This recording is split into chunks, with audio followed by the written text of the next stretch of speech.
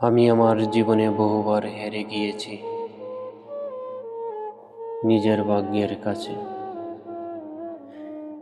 হেরে গিয়েছি মানুষের ভালোবাসার কাছে।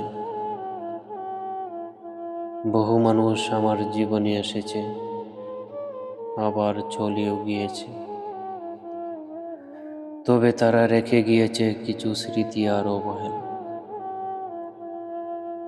মানুষ তার নিঃস্বার্থে আমার সাথে মিশত, আবার স্বার্থ ফুরিয়ে গেলে রেখে চলে যেত। এতে আমার কোনো আফসোস ছিল না।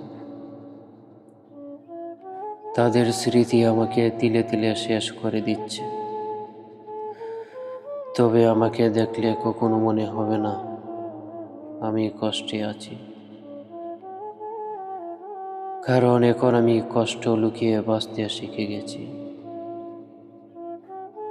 আরো অনেক পরিবর্তন এসেছে আমার জীবনে। আমি আমার জীবনে সব থেকে বড় কষ্ট তখন পেয়েছি যখন আমার প্রিয়তমা আমাকে দেওয়া কথা রাখে নাই। সেও মিথ্যা বলে আমাকে খুশি করেছে সব সময়।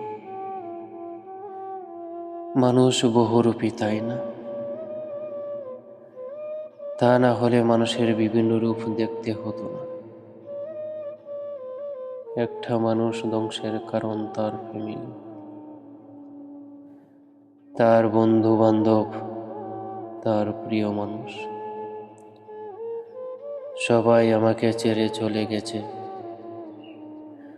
তবে আমি তাদের আশায় এখনো পথ চেয়ে বসে আছি। আমি জানি তারা কখনো আমার বিপদে আসবে না,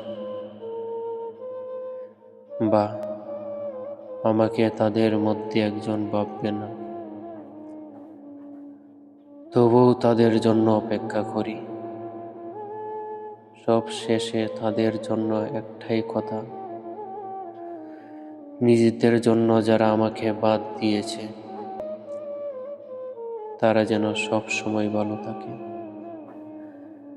তারা যেন সব সময় ভালো থাকে।